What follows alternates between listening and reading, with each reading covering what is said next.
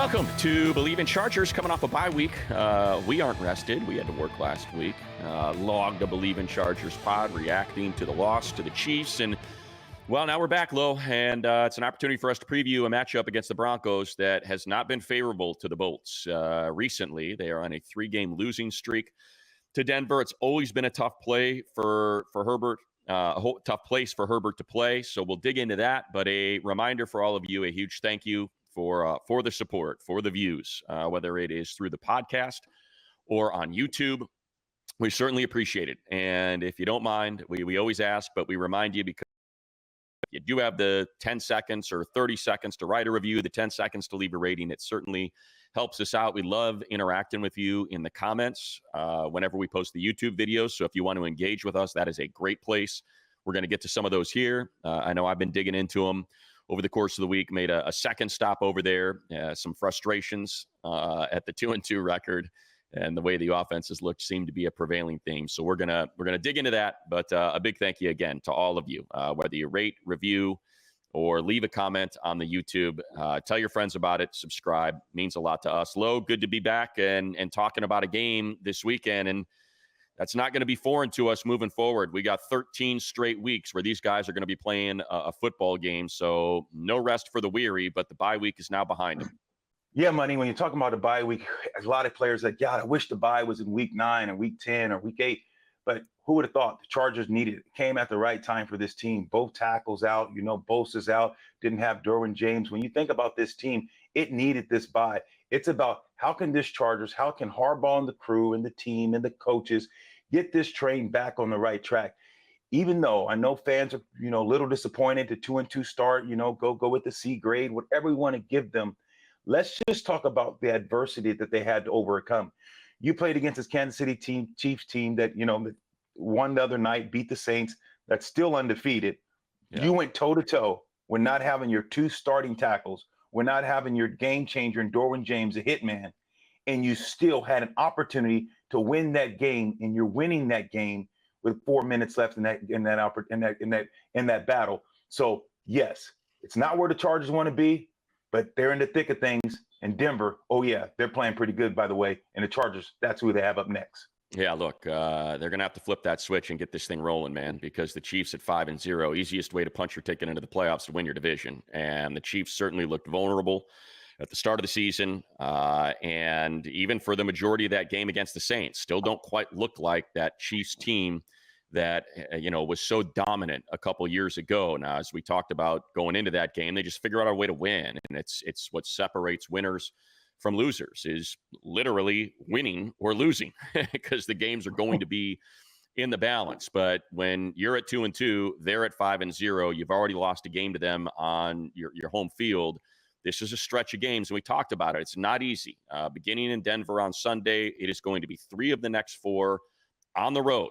At Denver, team that's won 3 in a row. We're going to dig into that matchup here in a second.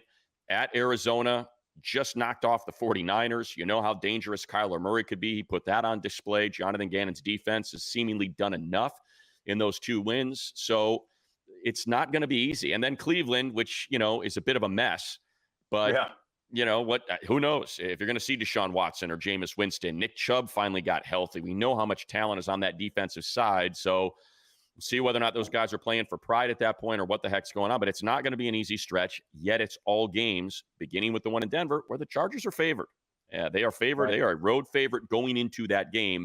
So the people that put these things together seem to think they are the better team. At least that's the way they want to guide the public. Speaking of which, Bet Online, the world's most trusted betting platform, your number one source for everything football. It's got every stat, every matchup, live odds. They do spreads. You can do this during the game. You can bet during the game. If you see something and you want to get rolling, you can do that. And if you know your stuff, at least you think you do, why not take a shot at the $200,000 mega contest? Pick 5 games against the spread every week.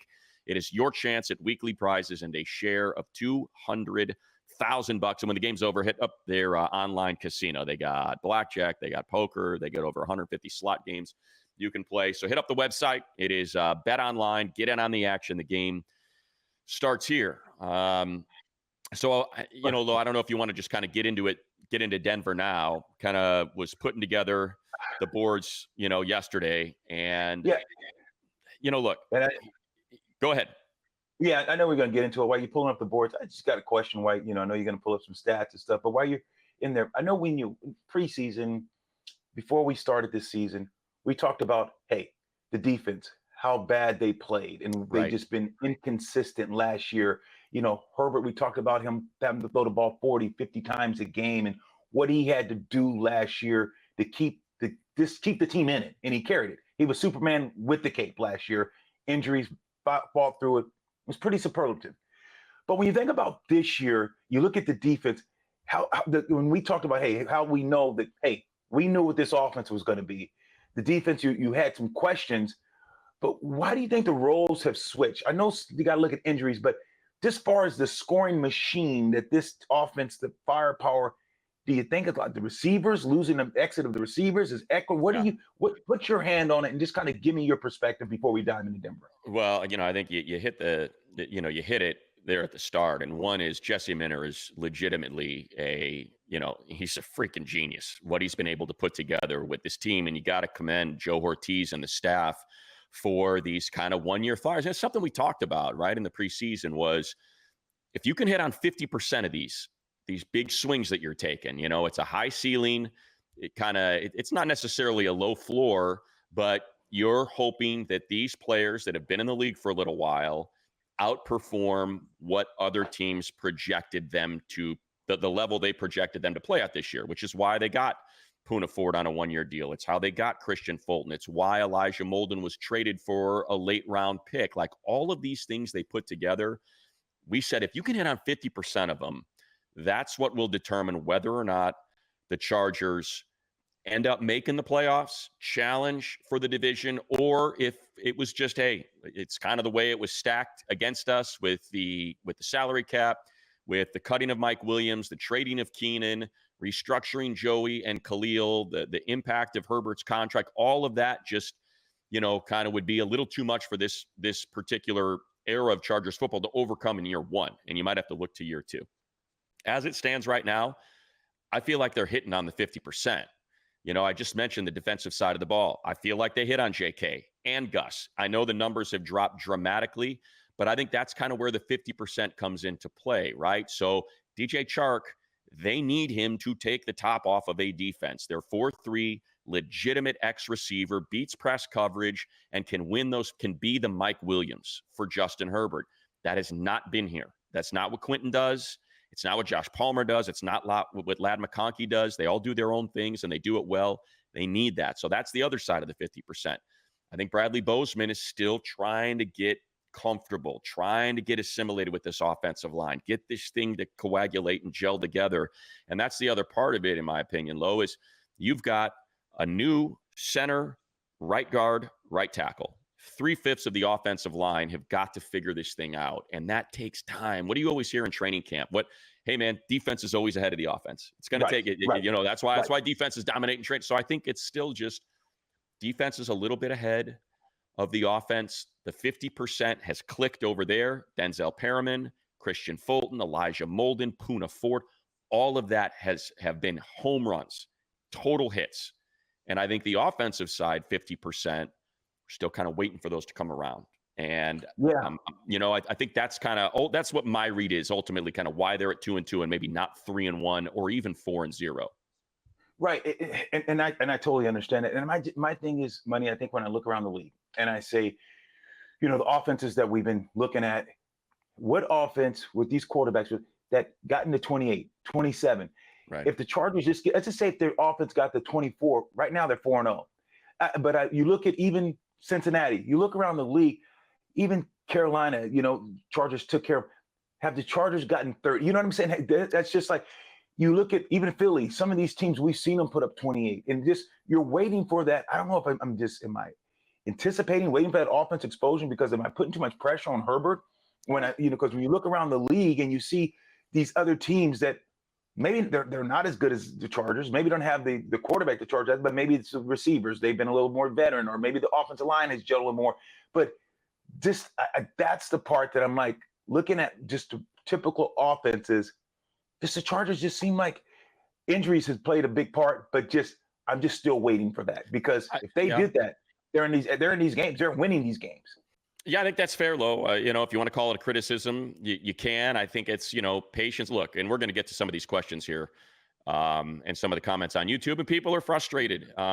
We've talked about it. It's the fourth OC in 5 years, fourth system in 5 years that Herbert has had to learn. And I'm not putting this on Herbert, but I think so. Let's look at it, right? What does our body of work show us? Balanced attack against the Raiders, dominant run game. J.K. Dobbins could have been the offensive player of the week, ripped off 60 yards, 40-yard runs.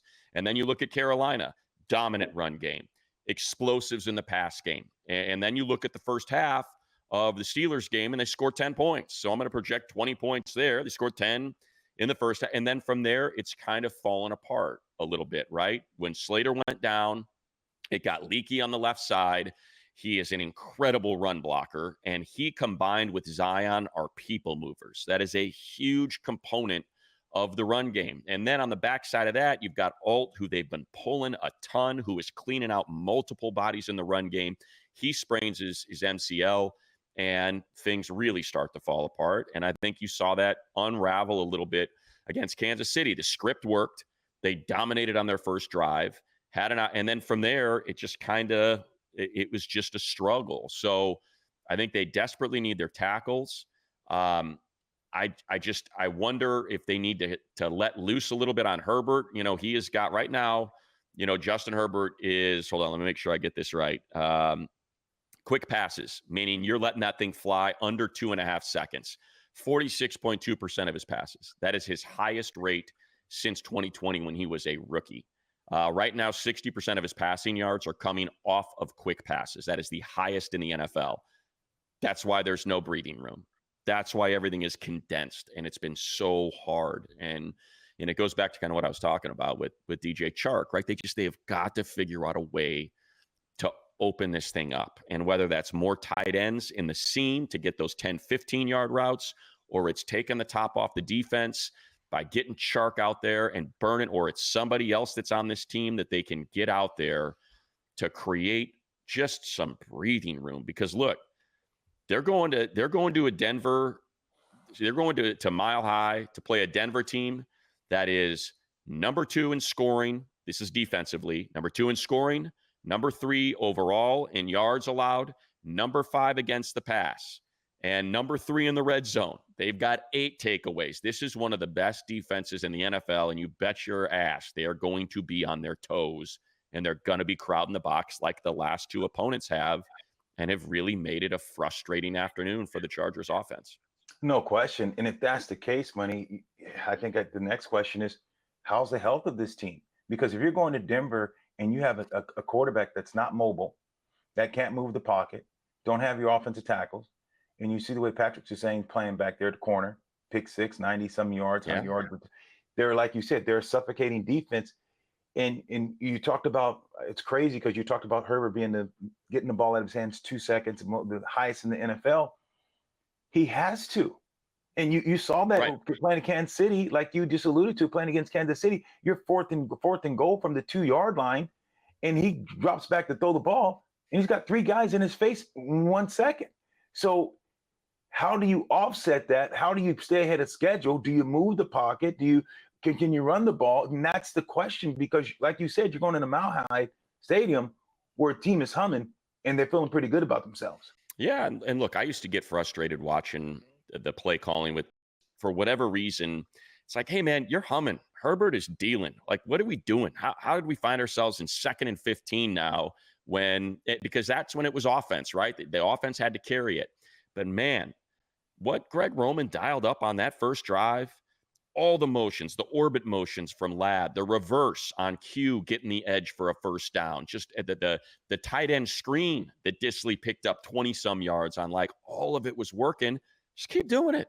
It's your own, if in fact, now look, Slater was working off to the side, Alt was working. So it looks, Joey Bosa was working off to the side. So if we're to, and Junior Colston was playing. So if we're trying to play does practice predict the future, it looks like Alt's going to play, Junior Colston's going to play, and we're not sure about Slater and Bosa. If you can get one of your tackles back, much easier than 2. Much easier than 2. You can figure that out. And Herbert's going to have 2 weeks to hopefully allow that ankle, which is going to dog him all season, to kind of at least heal a little bit more. But I mentioned you were talking about the 4th and 2, and just think about that last drive and what Spagnuolo did, right? They blitzed the hell out of him. So what do the Broncos do? What does Vance Joseph do? Highest blitz rate in the NFL, 45%, 54% of their blitzes on first down.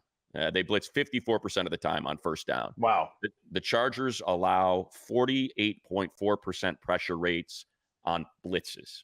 That is 7th worst in the NFL. So they've got to figure out their protection scheme. They've got to figure out how to pick up blitz. Where is it coming from? Routinely, Spags was bringing it from the nickel. He was bringing it from the secondary level, and they weren't able to pick it up. And it was derailing drives. Things where they pick up a first down, and it's like, all right, here we go, little moment, and then bang, there's something that got them. So I think that's kind of that's stuff that they can work on with this 2 weeks. I think it's so imperative that's I would imagine of all the things on offense, that's probably what they're going to be digging into is protections.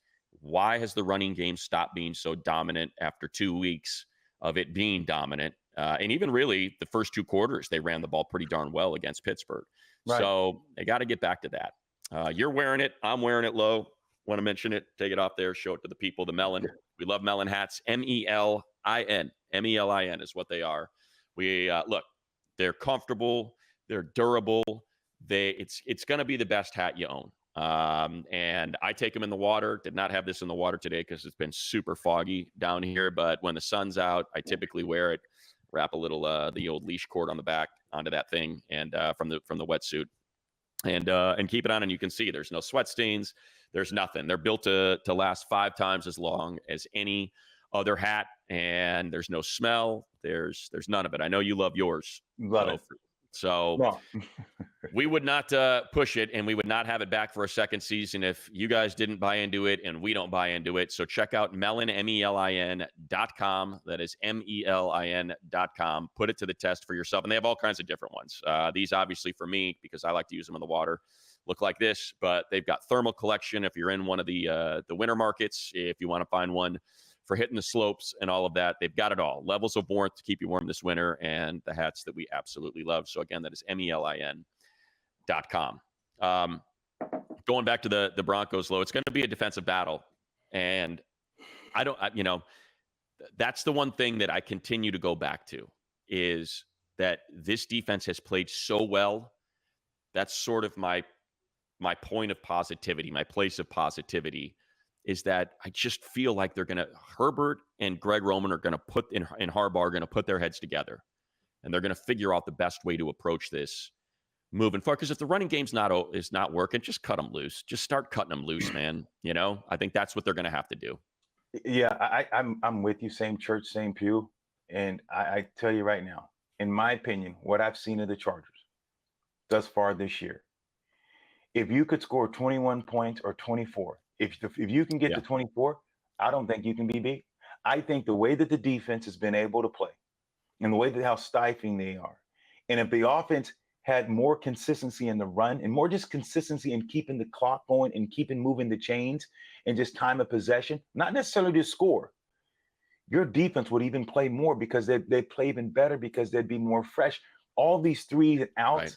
That's the scary part for me, because now your defense is starting to become vulnerable, because you're asking them to go out there every 3 and out, 3 and out, 3 and out. And now you're asking them to get back on the field and play at a high level. And that's when injuries start them. So I get it. And you and I, we've been praising this defense. The offense has to catch up, because if they can get to 21, this team is going to be hard to beat. And that's where my faith, and that's what my confidence, and that's why I'm not doubting, because like you just alluded, Greg Roman, Harbaugh, and the quarterback that we have, Herbert, once they get on the page and they figure this thing out and they score 24, this is going to be a tough out. I don't think you need to score 20, 30, 27. You get to 20, just 21. The way this defense is playing, it's going to be a tough out. I mean, look, it's the number 1 scoring defense in the NFL. They allow 12.6 points per game, and they have played the Chiefs, and they played the Steelers, and they played, obviously a Panthers and Raiders team that has shown some cracks, recently. So you kind of question those. But you saw what Patrick Mahomes was able to do to a Saints defense was pretty good. Kind of tore it up a little bit there. So I'm in. I buy into the defense. It's funny because like the 3-and-out thing, right? You got an offense that's 3-and-out, and the Chargers have the second best 3-and-out defense in the NFL. So like their defense is getting the offense right back on the field. So they're actually putting the pressure on the opponent's defense. And you would love for the offense to take advantage of that, because right now it's, second in the NFL. 33% of offensive drives are 3-and-outs for the Chargers right now. That is an incredible. 1 out of 3 is going to be a 3-and-out. And that's the way, if you can get that running game going and start leaning on these guys to complement that, for all of the people that are like, oh, abandon the run, that's the path. That's the path, not to just winning, but to dominating. If your defense championship football. Yeah. If you're going to continue to force offenses to be 3-and-out, and then that defense has to come back on a field and get Slater and Zion and Joe Alt and Pipkins at guard, who's 6'5", 330 pounds, leaning on you the whole time. That's how you win football games in the fourth quarter, like they did against the Raiders, when you could just see the physicality overwhelmed that Raider defense, and they ended up, finding their way to victory. I think we kind of, I don't know how much more I can kind of push it. Like, look, Bo Nix has played better lately. Like, here's what I'll tell you about just getting everything prepped as I kind of pull up a couple of things here. Cortland Sutton has destroyed the Chargers. Like, that's one they've got to figure out. He's a 6'4", 220-pound receiver that's got some quicks. And in his career against the Chargers, he has got 5 touchdowns. 5 touchdowns, just about 500 yards. Wow. Is what he's done in those games. He's always been a problem. The one thing I'll say is this offensive line is playing a lot better. The Chargers have been able to take advantage of this offensive line in years past. They have really gotten after the quarterback. When you look at Bosa and Khalil Mack's numbers, like Bosa has sacked 5 different quarterbacks that have been Broncos. Khalil Mack has sacked 4 different quarterbacks that have been Broncos. So it has been a leaky offensive line in the past. Bosa's really gotten the best of Garrett Bowles. He was working off to the side, working on that hip. I don't know if that bodes well, but I do think Thule has flashed and has shown that he is plenty capable of being a dominant force. He picked up 4 pressures against the Chiefs and really wreaked some havoc. So that's the good news. Obviously Bud Dupree has been a fantastic addition as well. So you got a little bit of depth there. I think having Junior Colston back is going to make a big difference as well on that linebacker level. And obviously Derwin James did not play against the Chiefs. So all of that is coming back. As far as Nix goes, look, he's had some good flashes, some bad flashes. Look at the defense, that he faced against the New York Jets, and there's nothing there. I mean, it's 10 points. It's 80 yards passing, I think he had. So it's still kind of hard to figure out what he is. He does run a lot, though. I'll say that. So it's going to be another Justin Fields type. Make sure you got your eyes on him. He's rushed 31 times for 120 yards and 3 rushing touchdowns, 13 first downs. Wow. He has rushed for as a quarterback. So that's something they got to keep an eye on as well. Oh, you better. You got to keep this guy in the pocket, because if you don't, he can hurt you. You saw the way Fields hurt the Chargers late in that game. He's been able to use his legs to scramble around, and the Knicks will do the same thing. You look at Denver. Denver's a team that's optimistic too, and they're a team that that you can get a turnover. Its quarterback is young. You can get this guy to make some mistakes, and that's what you're going to depend on. This is about field position. This is about attention to details, and it's about winning the turnover battle. That's what this Charger team needs to do. If you can win this turnover battle, this is going to be a low-scoring game. We get that. It's going to be like, okay, which defense is going to shine the most, and who's going to win the turnover battle in field position? Field position, it's mile high, ball can travel a long ways. Field goal, that's a special teams. That's an edge that, what the kicker that the Chargers have. We have a kicker. Yeah. This is about field position, winning those third down, making sure you minimize mistakes. That is the key for this Charger team to find a way to get off the sty and get a win. Yeah, and Herbert's got 1 interception. That's it. That this is a team that's +5 in turnover differential. They won the turnover differential 2-0 against the Chiefs, but lost the game. They create turnovers. You've got to cash them in, and you've got to clean it up. The mistakes, the penalties, brutal on the defensive side against the Steelers, brutal on the offensive side against the Chiefs. Clean that up, and with a dominant defense and with a quarterback like Herbert, you have an opportunity to string together some wins and take this 2-2 to 4-2 to 5-3 to like get this thing rolling toward that 10-win plateau and start gaining momentum. I do want to get a few questions in here before we wrap it up. Well, this is from YouTube, so thanks everybody for throwing these things in there.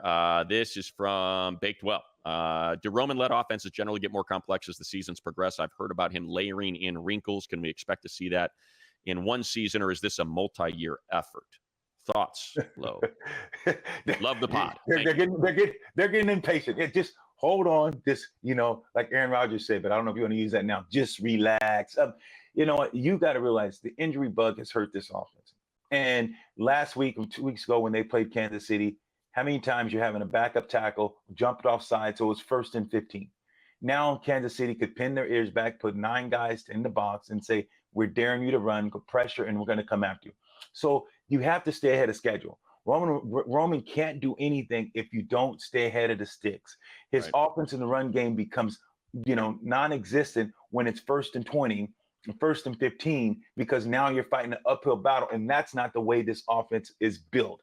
It's built to win on 1st and 2nd down, to get in a 3rd and manageable, 3rd and 2 to 3. Now you run or pass, you have a lot of options that you have. That's what this offense is. And yes, it can continue to evolve once you continue to have success. The more success you have, the different options you can give teams because they're trying to stop your success. Right. And, and again, I think it's 4 games. You're still figuring each other out. It's still, this is still a guy that coached Colin Kaepernick to the Super Bowl, should have coached Andrew Luck to what should have been a Heisman Trophy. Was absolutely robbed of it, and coached Lamar Jackson to an MVP. So that's who Greg Roman is. That's his resume. Amazing resume. I'm assuming that it'll come around. Not only YouTube, by the way, shout out to our friends at Reddit, the Chargers subreddit community. Some of these come from there as well. Interior of the O-line, weakness plaguing us since Corey Linsley got injured, retired. Great free agent centers, not exactly commonplace. Can we expect this issue to be resolved this year? Felipe, I think we addressed that. I think we're still trying to figure it out, and it's a tough position. It's one that they felt good about and had some familiarity with Bozeman in Baltimore and felt like he played a lot better there than he had in Carolina. And I think it's something that you're hoping gets better, because I would agree that it's been a little bit of a weakness, and particularly in pass protection. I think it's been all right in the run game, but particularly in pass protection, it's been a little tough. And again, that's a new center getting used to, a new left guard and a right guard that's not played guard before. And they're still trying to kind of sort through it. Yeah, no question. Let's see. Matt Lorenzo, this is from Fearless Mushroom. From what you guys see, lack of passing game because this team has been run first, or because they're currently lacking experience in the receiver room to make more plays? No respect to Ladd and QJ. Lo?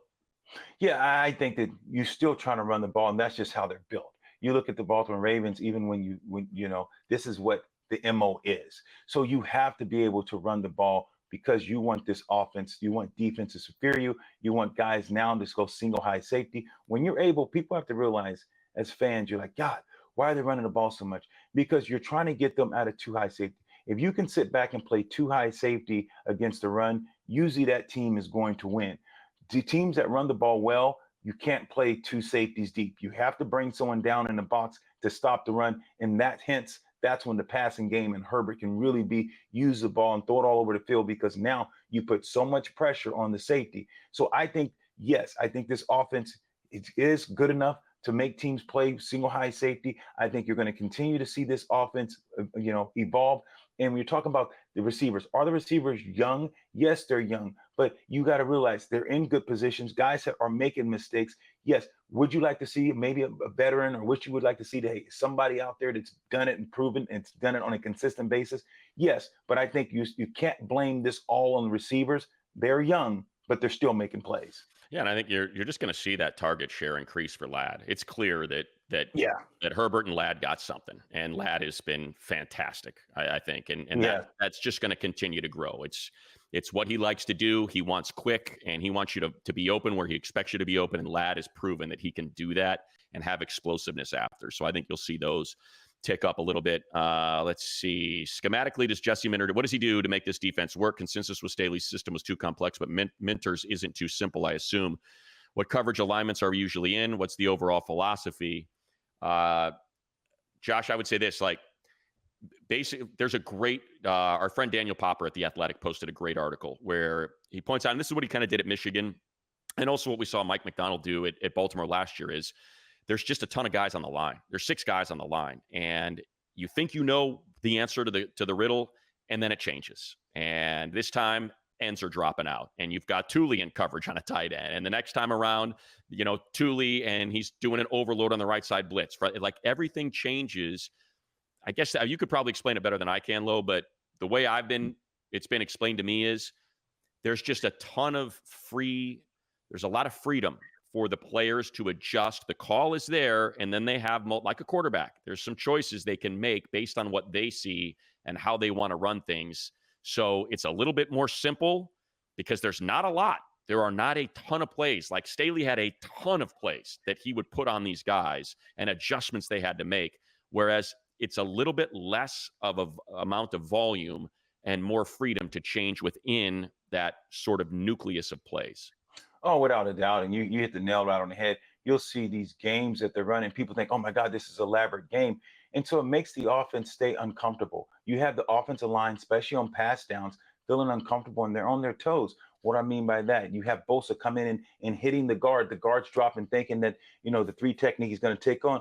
Bosa comes in and hits his shoulder, so it hits him. Now he's trying to get engaged, and now you have a looper. And so when you do those things like you're alluding to, it causes the offense not to be able to set, and causes the offense to be looking around because they're doing a little stunt. And it's simple. People think it doesn't make it complex, but what it does, it makes the offensive line have to react. They're thinking all of a sudden they're getting the guy, he stutters him a couple of times, and all of a sudden the guard's getting hit from the side, because it's a game, and now you have a looper. Yeah, and I would just quickly, to put a butt on that, Lo, is say, go back to the college playoff semifinal against Alabama and watch. It's I don't know, I don't think it was back-to-back plays. It might have been even not in the same series, but there's a play where Sanders comes as a blitzer from the nickel, blows up the play with Milroe, and then they show the exact same look on the pivotal drive, right? Where they've got a hold, they've got a lead, they've got a hold, and you can see Miller get a look. He's like, okay, I've seen this formation. I know what's happening. I'm going to attack this left sideline. Sanders coming, and then bang, he drops into coverage. Pressure comes from the opposite end. He's got to get rid of it, and there's Mikey to make the interception. And it's like he just is constantly messing with quarterbacks' brains, so they think they know the answer, and that's what forces them into mistakes. But he's changed the rules mid-play. We love our friends at Cheribundi. They're great. It's tart cherries. I just got out of the water before we got this thing going. So it's recovery. It's naturally occurring melatonin to help improve sleep. I love taking them. I've mentioned the Chargers use it. They have a whole fridge full of the Cheribundi with melatonin, and I pound one of those before I go to bed. I know you enjoy them as well, Lo. We love Cheribundi. 66 of 67 Power 4 conference football teams all use Cheribundi. Every NCAA football and basketball national champion since 2007. And as I said, with the Chargers, it's very, very popular with the team, and one of the more popular items that we find in the fridges. No question, Matt. I absolutely love it. I love the flavor. Usually I get cherry and it's all got that tart, really strong and overpowering. This is smooth. It goes down great, and I feel the results helping with my inflammation. I absolutely love it. Thanks, Matt, for getting mine. I got some now. Yeah, I'm not going to do that. You can do that. I'm just going to do the whatever this is, 8-ounce curls. That's what I'm doing here with these muscles of mine. All right, everybody, we appreciate it. Please leave a review, rate, and we'll be back next week with a whole lot more, likely a much longer Bleav in Chargers pod, as we'll have a game to react to and a game to prepare for. Monday Night Football coming up against the Cardinals after this one. So let's get to Denver. Let's snap a 3-game losing streak. Let's talk about getting off the schneid and getting back to above 500 and making a run at the AFC West. Appreciate everybody. And oh, by the way, the music on the intro, my daughter Prestyn wrote that. So Prestyn Smith, you can follow her on what is it? TikTok, just JUST Prestyn, PRESTYN, and then Prestyn Smith Music on Instagram. So thanks everyone. Lo, have a great week, and we'll check back in next week. Cheers.